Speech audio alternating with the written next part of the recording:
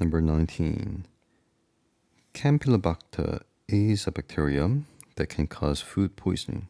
Wow, so it looks like it's a bacterium that causes food poisoning, which is a bad thing, which is a disease, right?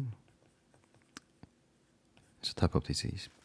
Which word describes Campylobacter? So it's a bacterium, which is microorganism, and it's causing food poisoning, which is disease. So this question is asking, what is the word that describes a microorganism that causes diseases? It's called pathogen. So the word pathogen comes from patho, which means disease, and gen comes from microorganism.